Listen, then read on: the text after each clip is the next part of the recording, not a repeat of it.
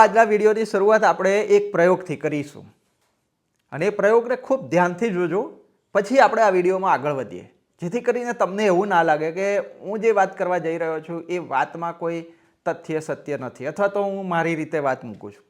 ઘણા બધાને પાછા એમાં સમસ્યા થઈ જાય છે. એટલે આપણે બિલકુલ પ્રેક્ટિકલ, દેખીતું, કોઈ આ જાદુ નથી, આ કોઈ જાદુ થોડા નથી, આ બિલકુલ તમને દેખાય, તમે તમારા ઘરે બી કરજો એમ કહું છું હું તો આપણે એક દીવો સળગાઈશું મિત્રો, ધ્યાનથી જોજો, વિડીયોમાં બનેલા રહેજો.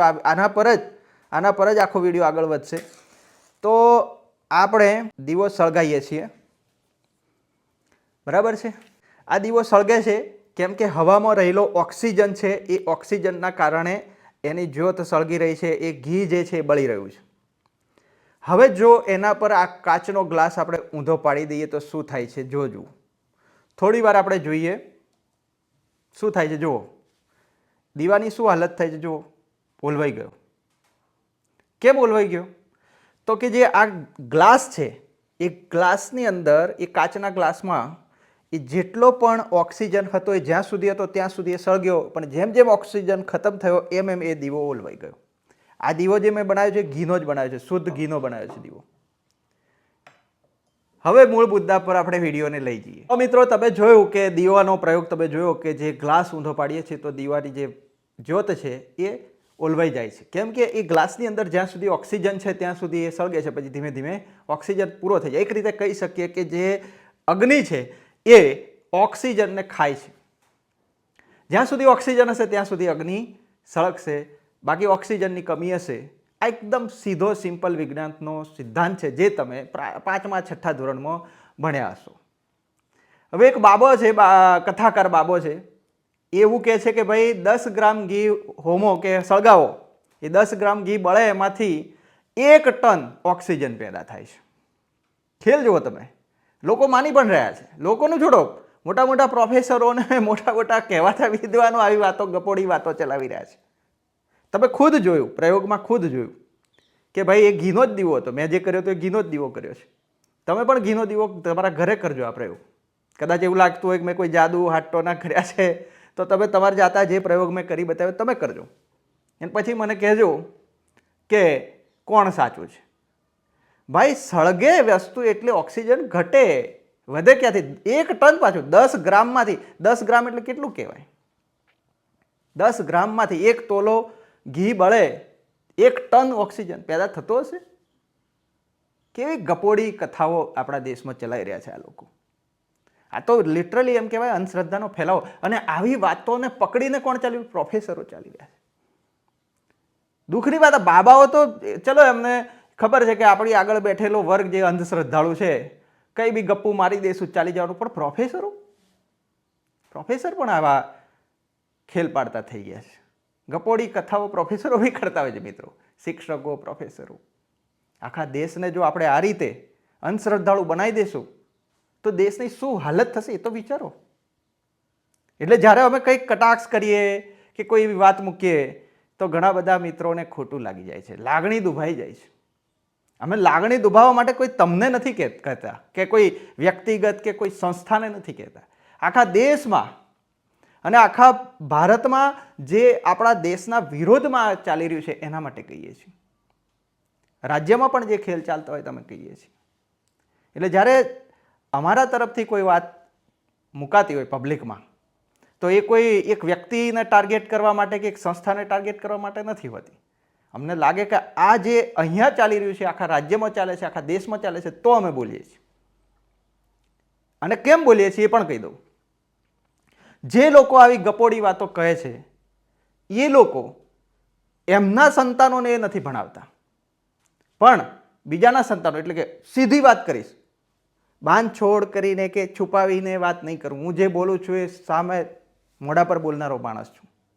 અમારો જે ઓબીસી એસટી એસસીનો સમુદાય જે વર્ગ છે, જે દેશની મોટાભાગની જનસંખ્યા ધરાવે છે, એ લોકોને અંધશ્રદ્ધામાં ડૂબાડી રાખવાનો આ ષડયંત્રકારી ખેલ ચાલી રહ્યો છે મિત્રો.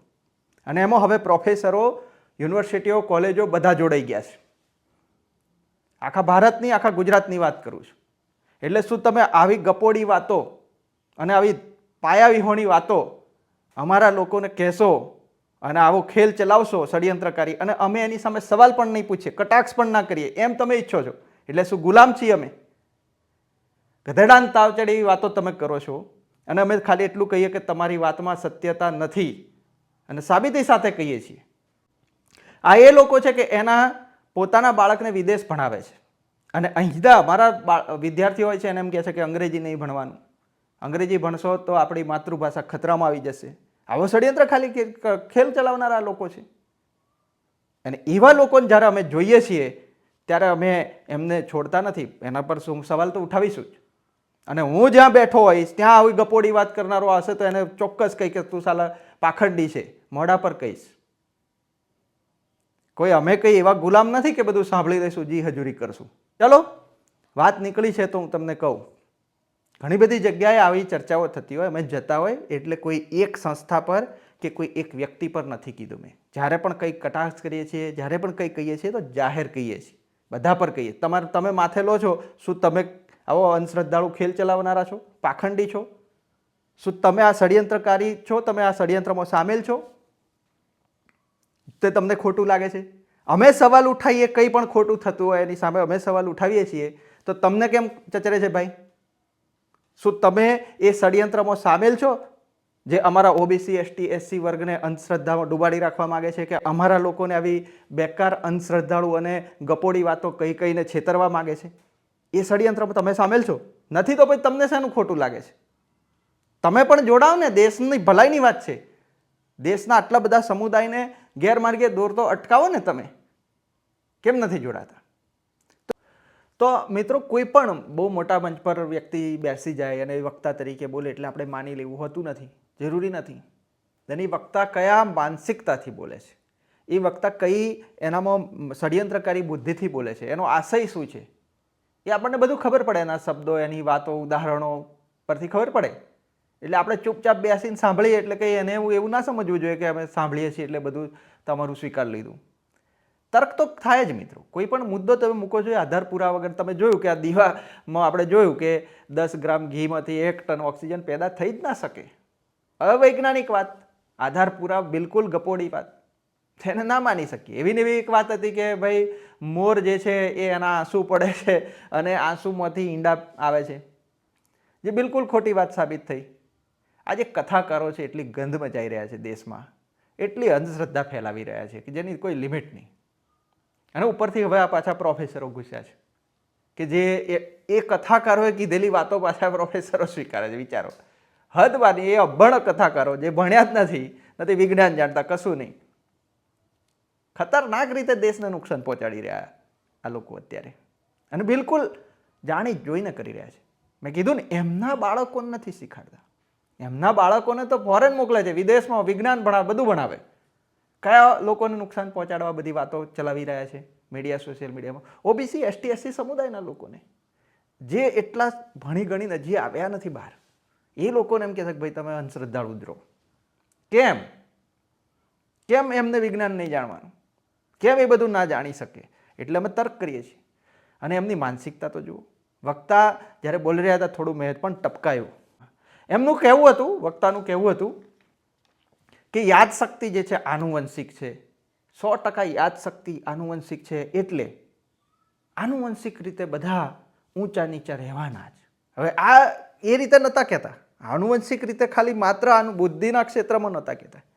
એવું એ રીતે કહેતા હતા કે જે જાતિ સમુદાયો એમના બાળકોની બુદ્ધિ ક્ષમતા સ્વાભાવિક રીતે વધારે હોવાની, આવું સિક્કો મારીને કહેતા હતા. એટલે જાતિ વિકાસમાં આ બાબત એમણે જોડી છે એમના વક્તવ્ય. બહુ ઝાટકો પહોંચ્યો. એક પ્રોફેસર લેવલે પહોંચેલો વ્યક્તિ પણ કે એમનો મતલબ સ્વીકાર લીધો એમણે કે ભાઈ અમુક જાતિ સમુદાયમાં વ્યક્તિઓ જે છે એ બુદ્ધિશાળી હોય જ ના શકે, આનુવંશિક છે ભાઈ. ખતરનાક કહેવાય તો વસ્તુ મિત્રો, સ્વીકારી જ ના શકાય. પછી એમણે પ્લુટોની વાત પાછી મૂકી હતી કે પ્લુટો ગ્રહ છે એ વૈજ્ઞાનિકોનું એક ગ્રુપ છે જે નક્કી કરે છે કે આને ગ્રહ માનવો કે ન માનવો. એ લોકોએ કહી દીધું એટલે નહીં માનવો, એવું છે જ નહીં. પ્લુટોની જે ઓર્બિટ છે એના માપ અને એનો જે સમયગાળો છે અને એ જે કદ ધરાવે છે એ બધાને પેરામીટરને ગણતરીમાં લઈને પછી નક્કી થયું કે એને ગ્રહ માનવો કે નહીં. એ પણ એમની પાસે નોલેજ નહોતું અને પ્લુટોના ઉદાહરણ આપવાના શરૂ કર્યું હતું એમણે. એમનું જે ક્ષેત્ર જ નથી. છે પ્રોફેસર આર્ટ્સના હતા મારા ખ્યાલથી વક્તા, અને બોલી રહ્યા હતા વિજ્ઞાન ઉપર. તમે કંઈક તો બોલો છો તે ના, તમારું સ્ટડી જ હોવું જોઈએ મિત્રો. નહીં તો આ જ ખેલ થાય પેલો બાબા જેવો કે એક તોલો ઘીમાંથી 1 ટન ઓક્સિજન પેદા કરી બતાય. ચાલ, આવા ગપોડી લોકોને માનનારા પ્રોફેસરો હોય એ ના સહન કરી લેવાય, ના ચલાવી લેવાય. એટલા વિડીયો કરી રહ્યા છે. હવે કહે છે કે લાઇટ વેવ નથી, પાર્ટિકલ નથી, તો શું છે? સંશોધન. એ કે વિજ્ઞાન છે ને, વિજ્ઞાન છે તો કે સ્થિર નથી, અસ્થિર છે. એમ કે પોતાની જ વાતને ગમે ત્યારે જૂઠી પાડી દે છે. તો સારું છે ને, વિજ્ઞાન મહાન કહેવાય એ દ્રષ્ટિકોણથી. તમે વિજ્ઞાનને એમ કહે છે કે તુચ્છ છે, વિજ્ઞાનમાં સ્થિરતા નથી એમ કે. હવે શું કેવું? એટલે જ મેં કીધું ગધેડાને તાવ ચડે એવી વાતો. ભાઈ, વિજ્ઞાન એવી બાબત છે કે જ્યાં આજે શોધાયેલી બાબતમાં નવું ઉમેરાય તો એ સ્વીકારે છે.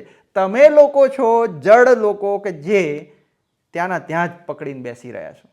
હજી જૂની બધી વાતોને માનીને જૂનવાણી પડી ગયેલી સાબિત થઈ ગયું વિજ્ઞાનમાં, તોય તમે હજી એ જ જૂની વાત પકડીને બેસીને ચાલવા માંગો છો અને લોકોને મનાડવા માંગો છો. કેમ?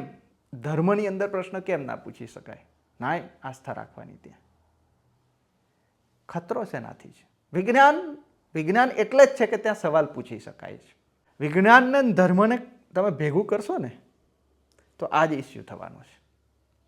કેમ કે વિજ્ઞાન એ તથ્યો સત્યો પર ચાલે છે. આ વસ્તુ એમને બહુ જ ખટકતી હતી લાગી. વિજ્ઞાનની એ આખા વક્તવ્યમાં એવું લાગે કે વિજ્ઞાનના ઘોર વિરોધી હતા એ વક્તા. એવું લાગતું હતું કે આજે એમના હાથમાં હથિયાર હોય તો વિજ્ઞાનને પાડ દેશે. મને વિચાર આવ્યો કે વિજ્ઞાન વિશે જ્યારે બોલી રહ્યા હતા બધું અનાપ શનાપ, જે વિજ્ઞાનનું નોલેજ પણ નહોતું એમનામાં, એમના વક્તવ્યમાં દેખાતું હતું, તો એ વિજ્ઞાન વિશે એવી અનાપ શનાપ વાતો કરીને વિજ્ઞાનની નિંદા કરી રહ્યા હતા. તો મને થયું કે સાહેબ, તમે જે કપડાં પહેરીએ કાઢ નાખો, નિર્વસ્ત્ર થઈ જાઓ. કેમ કે કપડાં પણ વિજ્ઞાન જ બનાવ્યા છે. આ જે માઇકમાં તમે બોલી રહ્યા છો, માઇક ફગાવી દો, એ પણ વિજ્ઞાને બનાવેલું. આ જે લાઇટ છે, લાઇટમાં તમે બોલી રહ્યા છો, એ પણ વિજ્ઞાને બનાવેલું.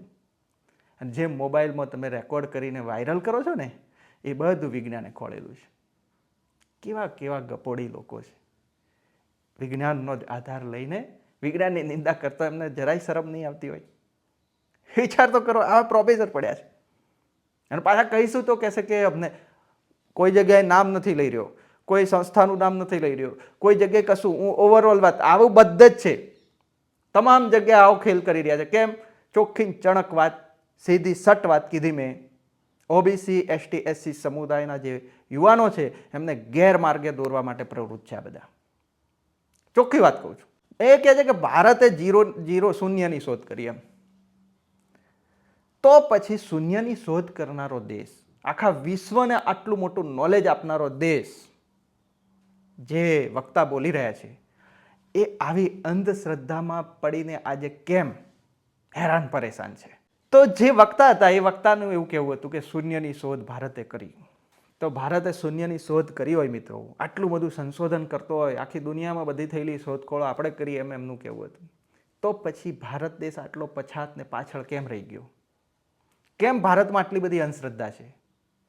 ત્યાં ચાઇનાની અંદર જાત જાતના સંશોધન થઈ રહ્યા છે અને અહીંયા આપણે એ શોધી રહ્યા છીએ કે કથાકાર એમ કહે છે કે બાળો તો 10 ગ્રામ ઘીમાંથી 1 ટન ઓક્સિજન પેદા થાય. શું ખોળી રહ્યા છીએ આપણે?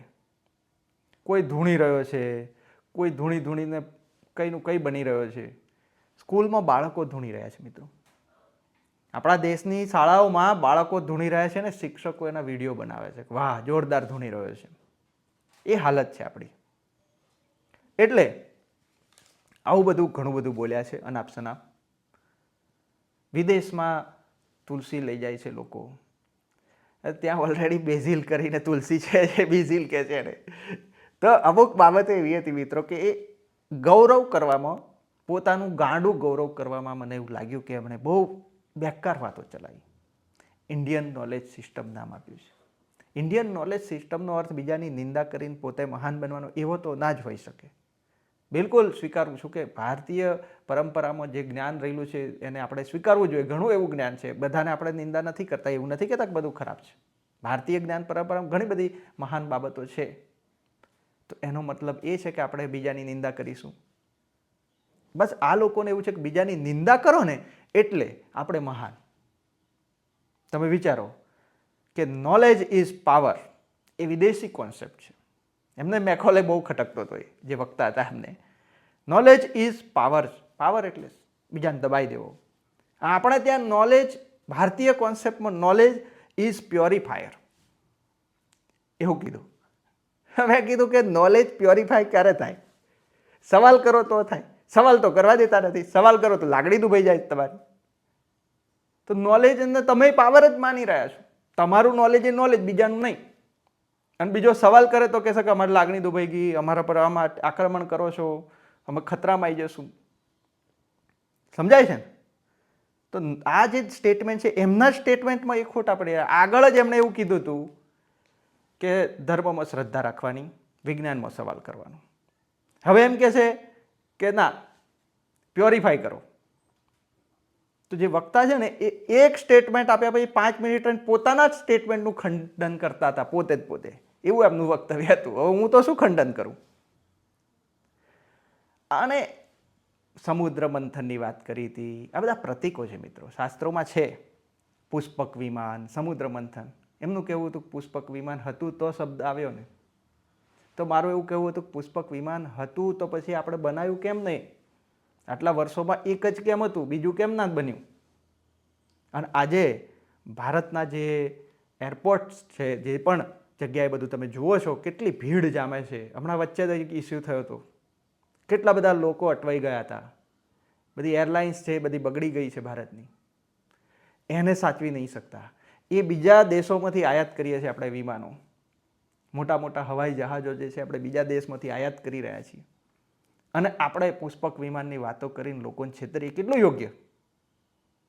મારું આ પૂછવું છે.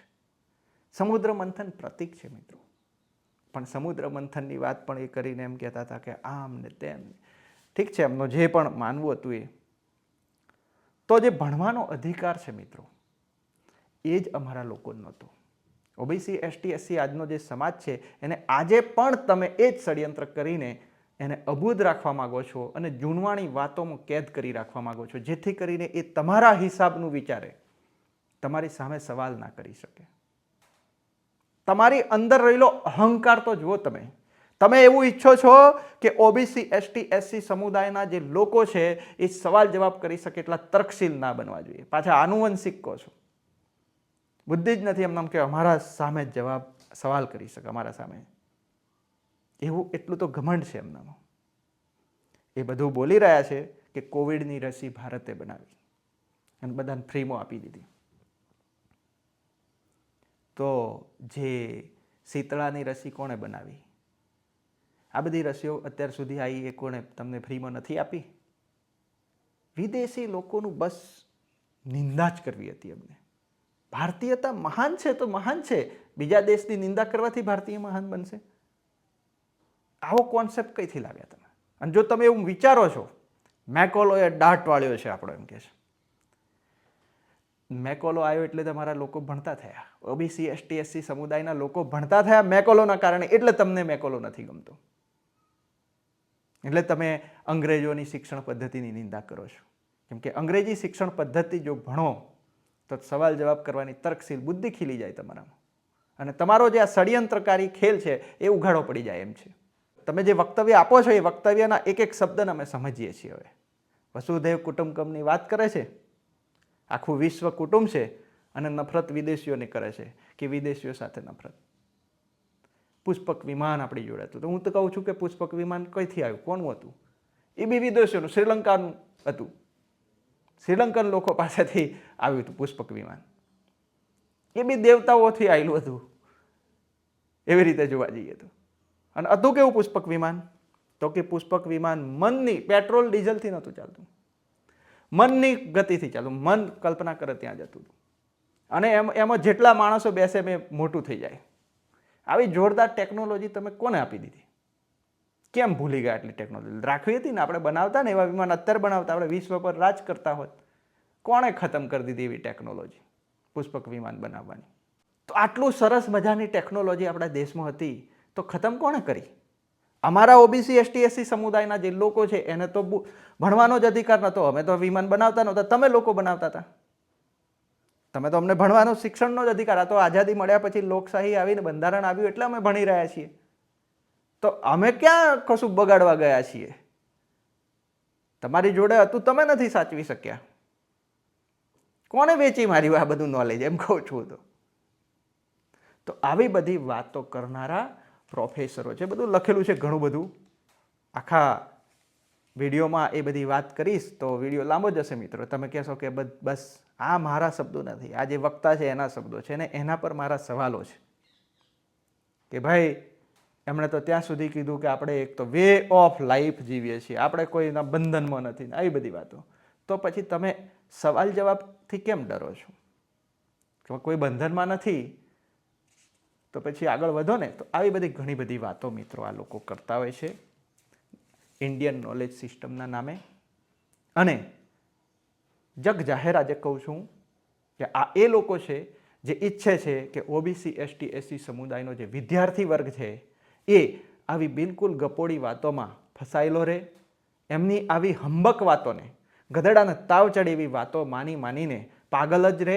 એ કોઈ પણ દિવસ વિશ્વ વિજ્ઞાનને જાણે નહીં અને પછાતનો પછાત રહે.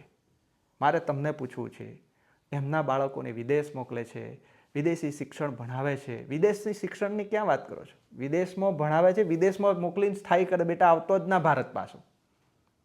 એ વર્ગ સમુદાયના લોકો આપણને ભણાવે છે કે તમારે શું કરવાનું. તમારે શું કરવાનું એ તમે નક્કી કરજો.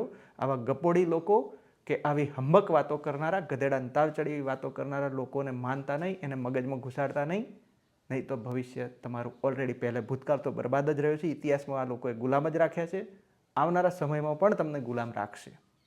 રાખવાની એમની માનસિકતા જે છે એટલે જ તમને પાછા પાષાણ યુગ તરફ લઈ જવા માગે છે. રિવર્સ ગિયરમાં ભારતને લઈ જવા માગે છે. પણ મિત્રો અમે જ્યાં સુધી છીએ, અમે જોઈ રહ્યા છીએ ત્યાં સુધી અમે આ જે તમારી પોલ પાખંડી વાતો છે એના પર પ્રહાર કરતા રહીશું.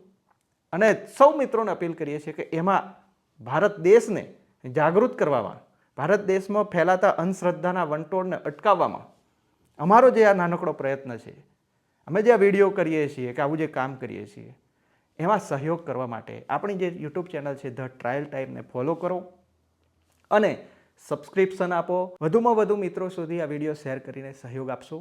ધન્યવાદ મિત્રો.